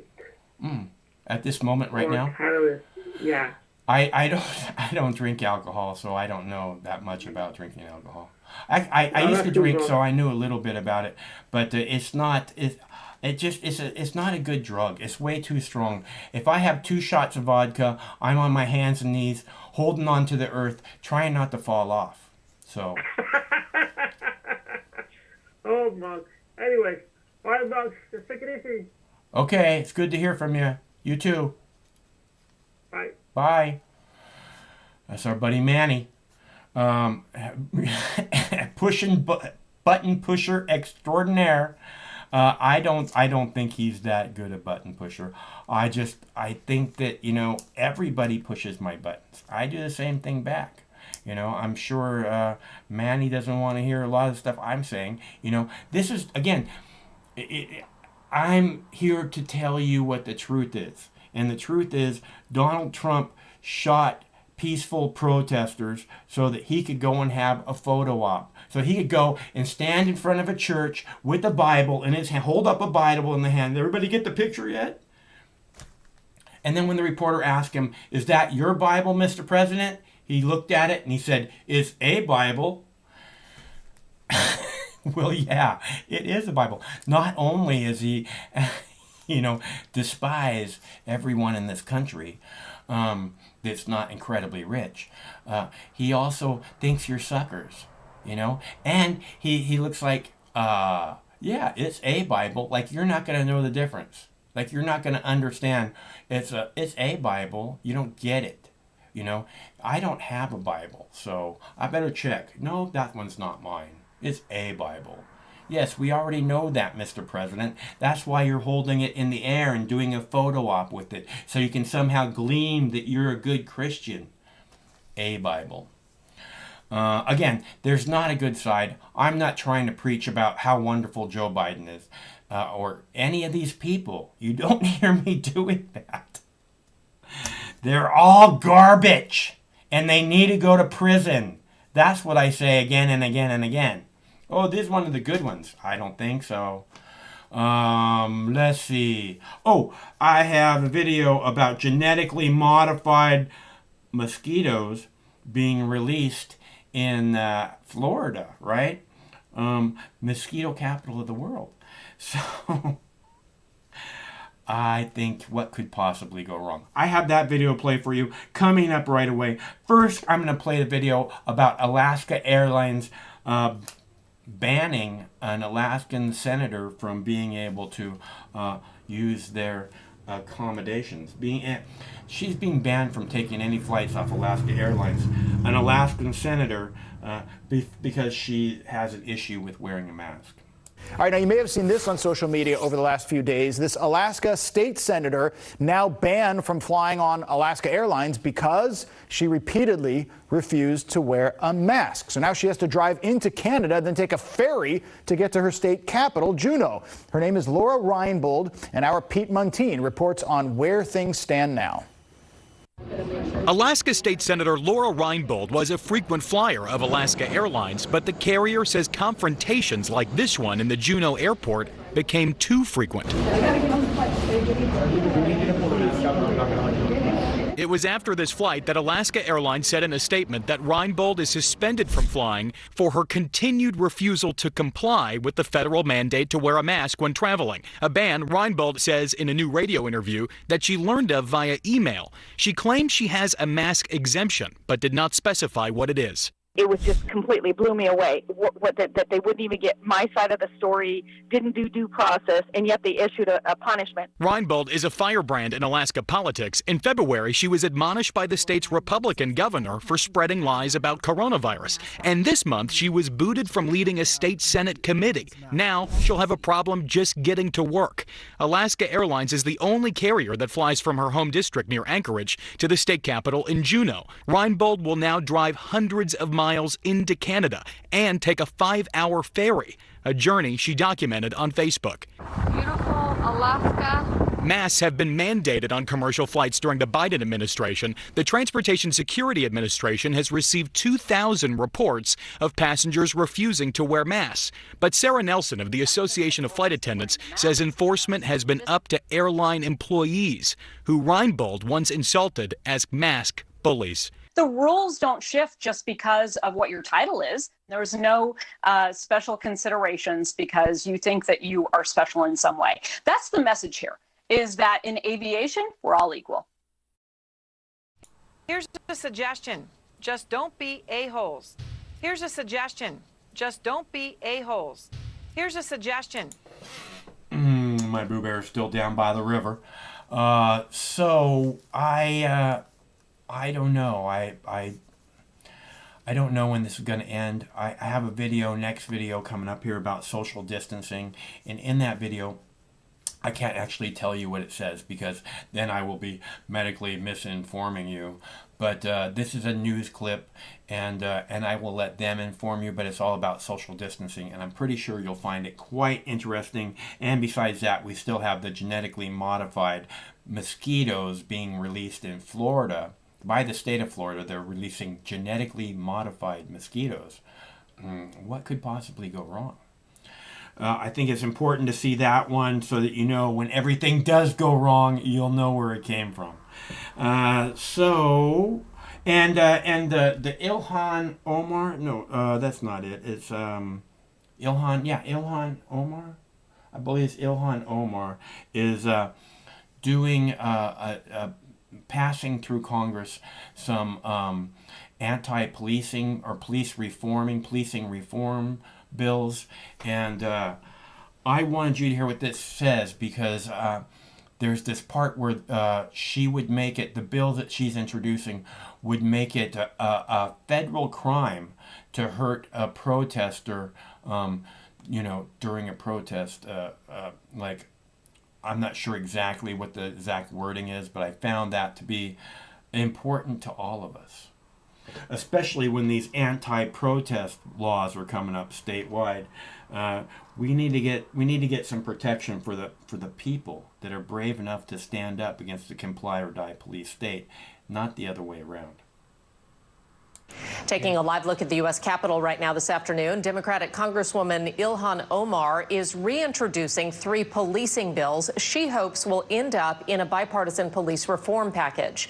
The most significant of these bills would establish an independent federal agency to investigate deaths in police custody, officer-involved shootings, and use of force that results in severe bodily injury. Omar is also seeking to make it a federal crime for an officer to kill or cause bodily harm to a civilian during a protest. Happening now, the Pierce County Council's initial investigation into Sheriff Ed Troyer is now on hold while the State Attorney General's office conducts its criminal investigation. In January, Troyer called 911 claiming that a man in his neighborhood was threatening his life. That man was a newspaper carrier who disputes Troyer's claims. Last week, Governor Inslee ordered the Attorney General to investigate for potential criminal violations. Sheriff Troyer has stated that he welcomes any and all inquiries into that event. And that piece of shit, Ed Troyer, fucking cunt, he called, again, you guys seen this story if you've been watching the show, he called his police buddies and said, there's someone in his neighborhood and he's threatening his life, right? This person, this black man is in his neighborhood and he's threatening to kill me, right? And you know this is exactly how people get murdered by the police every single day. And this guy's a cop. He knows it for sure. It's like he's trying to get this guy murdered. Okay? That guy should go to jail also. Again, he's a threat to all of us. because whether they look African American or look like me, anybody that can make shit up and then call the cops on you, that could end up tragically again and again. And this guy being a cop knows that damn well, which means he needs to go to jail for this. I have more videos about social distancing and genetically modified mosquitoes. Which video would you like to see next? My Boo Bear's over there. He's running down by the river. He's like, you're my beautiful baby. So I'm going to play another video, people, because we don't have any callers, and this is a call-in show.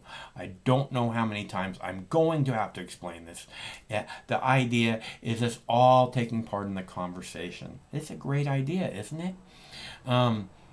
So if you'd like to call, the number's right there on the screen, is 805-669-6397.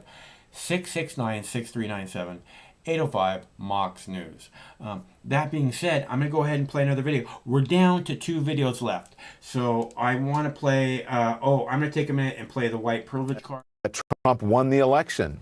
Among the suspects' possessions, this is real, a white privilege card. I want you to take a look at this. It's a fake white privilege credit card. Subtitle, Trump's everything. The card holder, scot-free. With 2 T's. Scot-free is actually spelled with 1 T, but 2 T's on that card. That one piece of evidence, an insight into the man's state of mind, that he can get away with anything because of his skin color. His lawyer saying this to CNN. This was a guy simply following. So every chance I get, I'm going to play the white privilege card for you guys because, I love playing the white privilege card. It's like my favorite thing in life to do.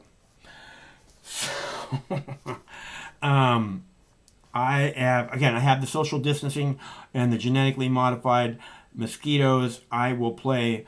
I find the social distancing video very, very interesting because it is full of information that, if it is correct, is probably extremely important for you to know. It could be life-saving.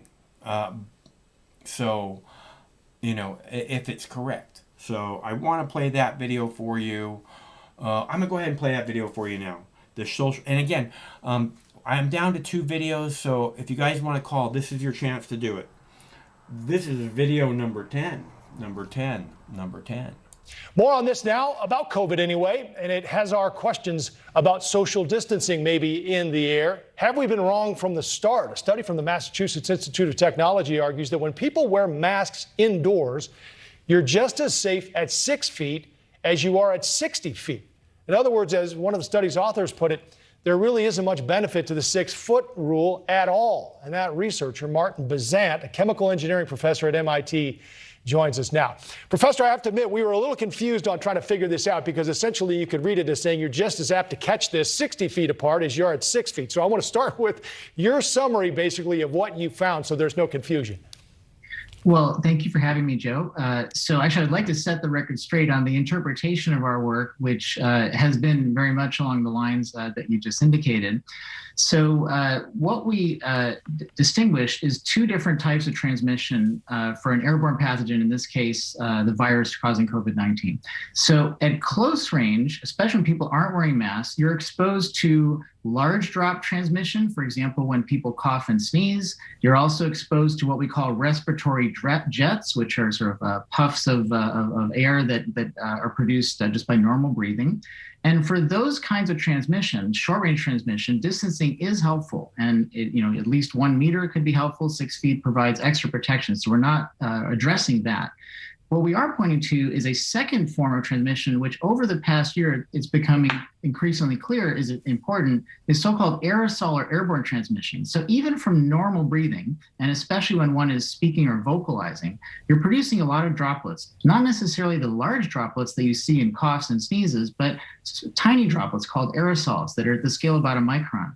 And when they get into the air, they tend to be swept around the room, and after a relatively short amount of time can be noticed anywhere in the room. A good analogy for that is smoking. So we all know that when you see a person exhale smoke, if you're directly in the path of that, you will have a high concentration of the carcinogen you might breathe in.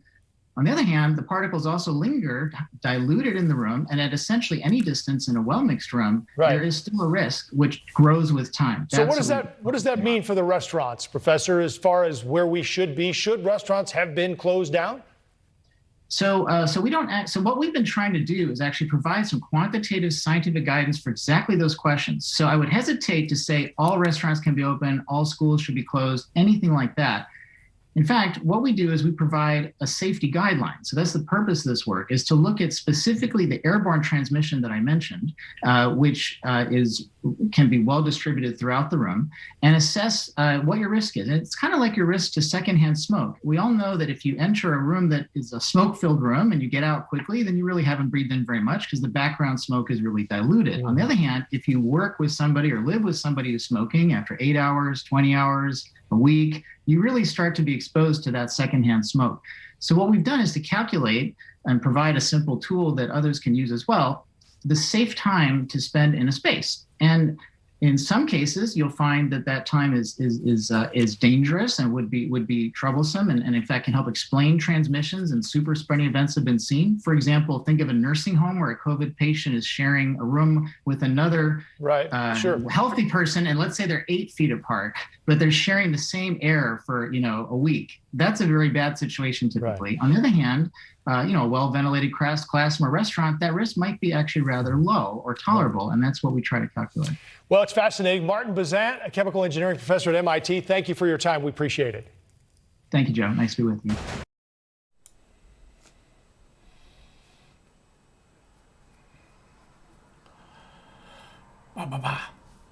Okay, like I said, I think that could be really important information, especially considering the way things are now. It might make you think twice about getting on an airplane. I don't know. Myself, the way things are now, I really do my best to avoid contained spaces.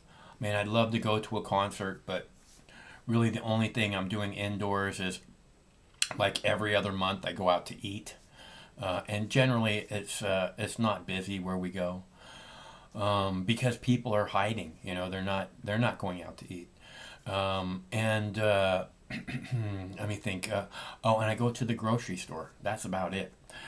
Used to go to concerts, used to do all kinds of other things, and the thing, I can't talk about it. I just can't talk about it. Otherwise they'll be like, you! We told you not to talk about this! You! Yes, you behind the draped sheds! Stand still, laddie! What was I? Right. So, I thought that was important information. I have the video about genetically modified mosquitoes, and that I think is also important information because it could become a gigantic story, and I think it, when and if it does, you might remember this, and it might be in the back of your head or whatever, but it might be important information for you to have. And that's what I try to do here. Is I'm not trying to waste your time. I'm trying to give you little nuggets of value because it's very topical and it's very, it could be very, very important to all of us. There's a controversial project in the Florida Keys with the state releasing a special kind of mosquitoes that have been genetically modified. Sam Brock explains. Inside boxes like these on the Florida Keys, a possible key to what scientists hope will slow an invasive and dangerous mosquito species. They're called Aedes aegypti and are known to carry diseases like Zika, dengue, and yellow fever, the females spreading infection with their bites. In the Keys, they make up just about 4% of the mosquito population, but are responsible for virtually all of the mosquito-borne disease transmission to humans. The potential solution starts at Oxitec's lab, where tiny eggs are injected with a modified DNA strain. ultimately producing mosquitoes that have what's called a self-limiting gene. Only the male offspring can survive past an early stage. The boys, unlike their female counterparts, do not bite. They run out of females to mate with, and that's how you bring the population down. This week, Oxitec began the process of releasing 140,000 male eggs in 6 locations along the Keys. That is part of a live experiment greenlit by the EPA. Though some environmentalists are crying foul. Genetic engineered organisms are not something that we can control. Evolution will find its own way. This isn't disrupting anything within the environment naturally? We haven't seen that, no, and we are targeting the Aedes aegypti that is invasive. The company says similar projects in Brazil led to a 94% reduction of the targeted mosquito population and point out their research is peer-reviewed. Locally, residents buzzing about benefits and risks of unexpected consequences. My gut feeling says it's probably not a good thing. You know, we don't know enough about it. The EPA says they conducted an extensive risk assessment based on the best available science and does not expect the trial to have adverse effects to animals in the environment. Does this represent the potential for greatly reducing the amount of Zika or dengue fever that's prevalent in a community? We hope so. That's why we're doing this. There's my boogie bear. Hey, buddy. And you know, I sit here saying, what could possibly go wrong, right? And then there's the news, who are supposed to ask questions like that. And it's like, oh, yay, we have modified this genetically and that genetically, and it's all good. No, what could, it's like the most basic question in the world. What could go wrong here? Nobody even asked them that. What? Oh, yeah, this is for the benefit of society. If you say so. Just like, you know, cannabis has no medicinal qualities. It's for the betterment of society. No, it's not. Not in any way, shape, or form. It's a lie that hurt everyone in the world for generations and generations and generations. And that is exactly the kind of piece of shit government that we have. Because cannabis being illegal around the world is 100% the United States' fault. Guaranteed. And if you need me to tell you how, I will. Not right now, though. Okay, so since we have no callers and we're almost at the 2-hour mark, Craig's trying to keep me at the 2-hour mark, unless it's just thumping, and it's not just thumping right now. So, almost at the 2-hour mark.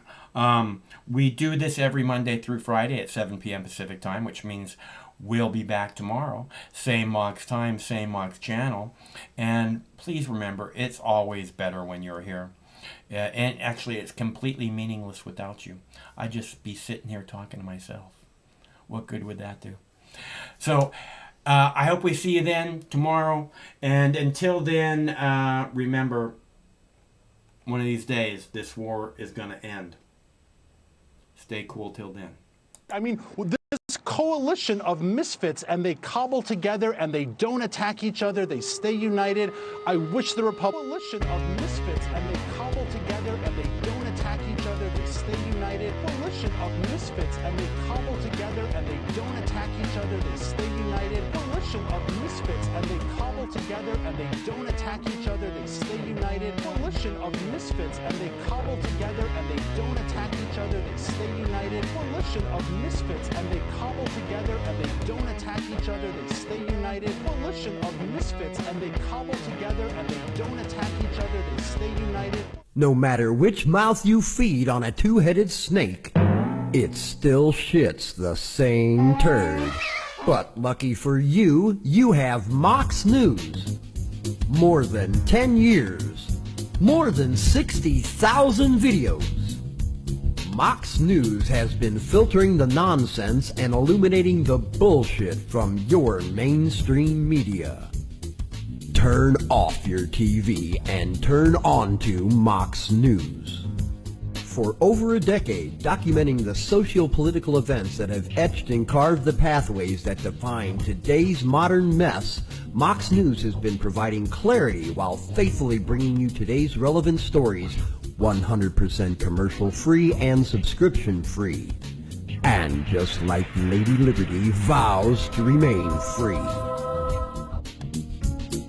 But at this time, we're asking you for your help, your patronage, and your support to keep the lights on and the videos rolling. For less than 17 cents per day, you can become a basic subscriber, knowing that your donation is truly making a difference that will help continue bringing the news stories that make a difference in your life. Turn on, tune in, and drop a couple dimes today by clicking the link below or visiting moxnews.com and show your support at any level. From a single one-time donation or dedicated monthly subscriber, do it now in less than 2 minutes. All donations are safe, securely processed, and verified using PayPal, Visa, MasterCard, American Express, or Discover Card. As always, we're sure you'll find something of interest each and every day. This holiday season, give the gift of Mox. moxnews.com.